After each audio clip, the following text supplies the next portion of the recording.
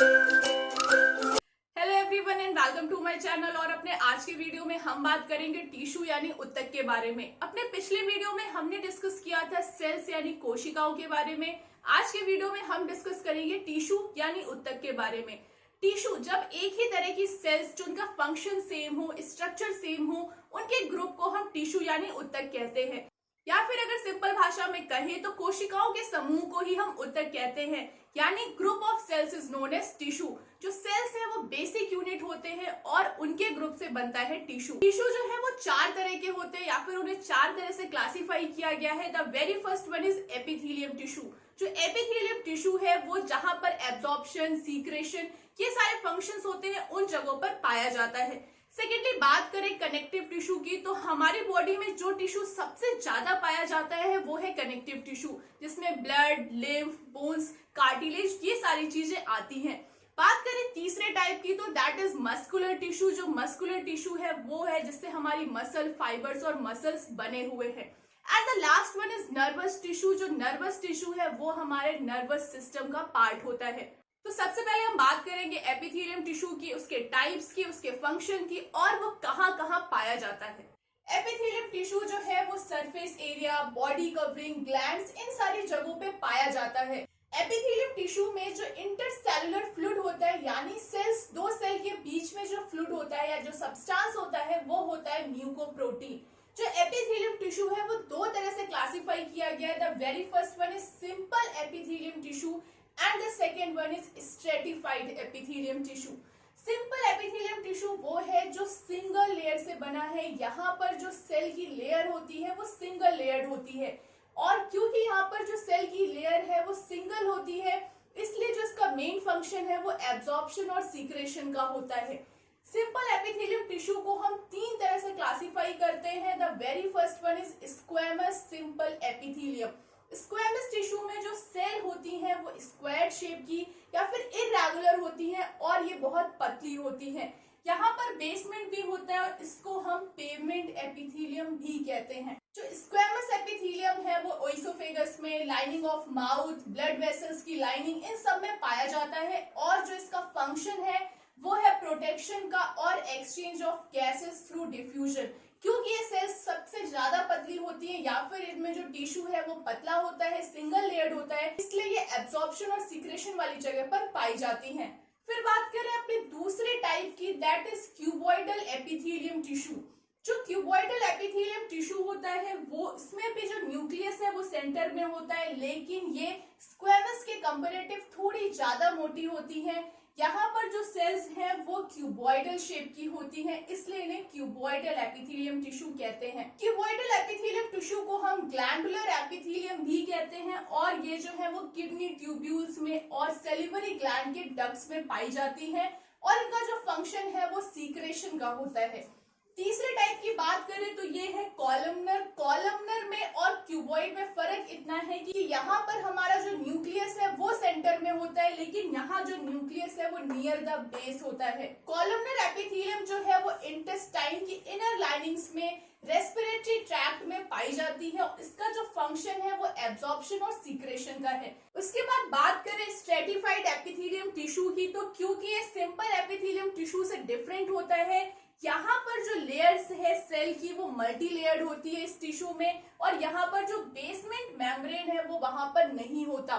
क्योंकि वहां पर जो है वो लेयर ज्यादा होती है इसलिए ये टिश्यू जो है वो प्रोटेक्शन का काम करते हैं। स्ट्रेटिफाइड एपिथेलियम टिश्यू के टाइप्स की बात करें तो very first one is keratinized. जो केराटिनाइज्ड है वो ड्राई सरफेस को प्रोटेक्शन देता है। यहाँ जो सेल्स हैं वो डेड सेल्स होती हैं और उनके जो न्यूक्लियस है वो मर चुके होते हैं। ये जो है इनमें केराटिन नाम का प्रोटीन पाया जाता है। फॉर एग्जाम्पल ये हेयर, स्किन और नेल्स में पाई जाती हैं। बात करें दूसरे टाइप तो ये है non keratinized stratified epithelium tissue. ये जो है मॉइस्ट सरफेस को टियर एंड वियर से बचाने का काम करते हैं और उन मॉइस्ट सरफेस को ड्राई होने से बचाते हैं। फॉर एग्जाम्पल जैसे लाइनिंग ऑफ माउथ में ये पाई जाती है। And the third one is transitional epithelium. जो ट्रांजिशनल एपिथेलियम है यहाँ पर जो सेल्स की लेयर है वो इरेगुलर सेल्स होती हैं, कुछ हेक्सागोनल होती हैं, कुछ बहुत पतली होती हैं, कुछ चौड़ी होती हैं, कुछ पियर शेप्ड होती हैं। सो यहाँ जो सेल्स है वो इरेगुलर होती हैं। जो टिश्यू है ये इलास्टिक होता है और इसमें डिवीजन कैपेसिटी होती है, मतलब ये डिवाइड हो जाते हैं। इनके एग्जाम्पल की बात करें तो ये यूट्रस में, यूरेथ्रा में, ब्लैडर में, इन सारी जगहों पे ये पाया जाता है। फिर बात करें अपने दूसरे टाइप की, दैट इज कनेक्टिव टिश्यू। जो कनेक्टिव टिश्यू है वो बॉडी में सबसे ज्यादा पाया जाता है। It is the most abundant tissue in human body. जो कनेक्टिव टिश्यू है उसमें जो इंटरसेलुलर सब्सटेंस है वो है मैट्रिक्स। कनेक्टिव टिश्यू को हमने 7 तरह से क्लासिफाई किया है। The very first one is areolar tissue. जो एरियोलर टिश्यू है वो इन सारे ही कनेक्टिव टिश्यू में सबसे ज्यादा पाया जाता है। इसमें इलास्टिसिटी और टेंसाइल स्ट्रेंथ होती है और ये मसल्स को, नर्व्स को, स्किन को, इन सबको बाइंड करने का काम करता है। ये स्किन के नीचे पाया जाता है, ब्लड वेसल्स में पाया जाता है, नर्व्स में पाया जाता है, एलिमेंट्री कनाल में होता है, ग्लैंड में होता है।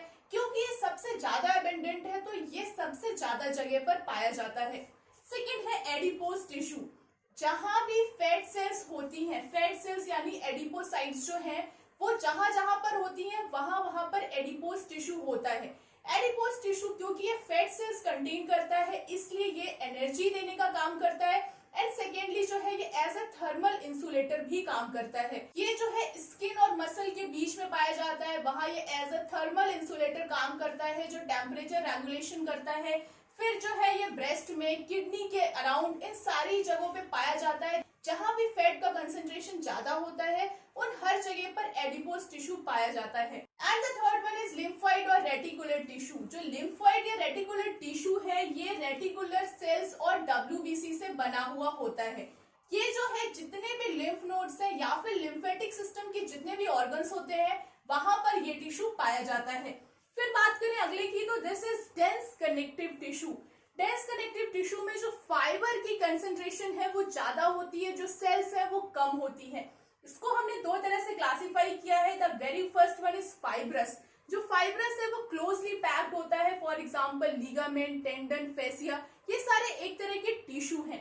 फिर बात करें सेकेंड टाइप की तो वो है इलास्टिक। जो इलास्टिक टिश्यू होता है उसमें एक्सटेंशन और रिकॉइल होने की एबिलिटी होती है, यानी वो बढ़ और घट सकता है। इसलिए वो ब्लड वेसल्स की वॉल में, ट्रैकिया में, ब्रोंकाई में, इन सारी जगहों पे प्रेजेंट होता है। फिर बात करें अगले टाइप की तो दिस इज कार्टिलेज। जो कार्टिलेज कनेक्टिव टिश्यू है इसको हम 3 तरह से क्लासिफाई कर सकते हैं। The very first one is hyaline. जो हाइलाइन कार्टिलेज होता है वो लॉन्ग बोन्स के एंड पे पाया जाता है और लैरिंक्स और ट्रैकिया जो है वो इनसे बने होते हैं। फिर बात करें दूसरे टाइप की इसमें तो वो है फाइब्रोकार्टिलेज। जो फाइब्रोकार्टिलेज है वो इंटरवर्टेब्रल डिस्क में पाया जाता है, यानी जो वर्टेब्रास है उनके बीच में, जो उनके बीच में एज अ कुशन काम करता है।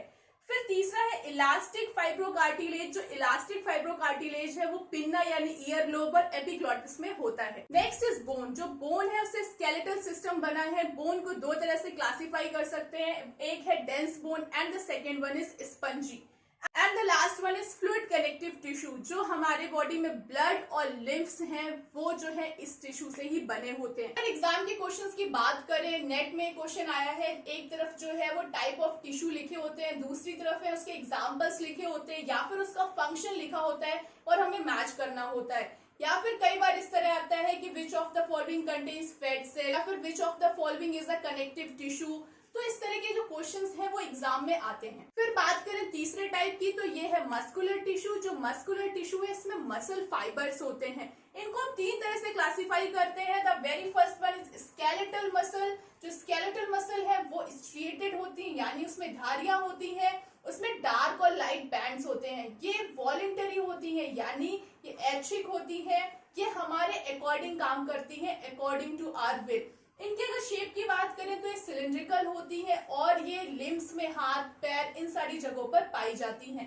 सेकेंड बात करें स्मूथ मसल्स की तो स्मूथ मसल जो है ये नॉन स्ट्रिएटेड होती हैं, मतलब इनमें धारियां नहीं होती और ये इनवॉलेंटरी होती है, यानी ये हमारी इच्छा के अनुसार काम नहीं करती है। इनके स्ट्रक्चर की बात करें तो ये स्पिंडल शेप्ड होती हैं और ये किडनी और लंग्स जैसे ऑर्गन्स में पाई जाती हैं। The third one is cardiac muscle. जो कार्डियक मसल है वो सिर्फ हमारे हार्ट में पाई जाती है और इसे अलग इसलिए रखा जाता है क्योंकि इसका फंक्शन तो स्मूथ मसल के जैसे होता है, लेकिन जो इसका स्ट्रक्चर है वो स्केलेटल मसल से सिमिलर होता है, इसलिए जो कार्डियक मसल है वो अलग रखी जाती है। And the last one is nervous tissue. जो नर्वस टिश्यू है वो नर्वस सिस्टम में पाया जाता है और इसमें नर्व फाइबर्स और नर्व सेल्स होती हैं। नर्व सेल्स को ही हम न्यूरॉन के नाम से जानते हैं। जो नर्व सेल्स है उसमें साइटोन, डेंड्रिटीज, एक्सॉन होते हैं, जहां से इलेक्ट्रिक इंपल्सेस जो है वो ट्रांसमिट होते हैं। आज के लिए इतना ही। आई होप आपको टिश्यू समझ में आया होगा। अपने अगले वीडियो में हम बात करेंगे मस्कुलर सिस्टम और skeletal system. For regular updates, you can follow me on Facebook and Instagram. And for such more videos, keep following to my channel and don't forget to subscribe to this channel.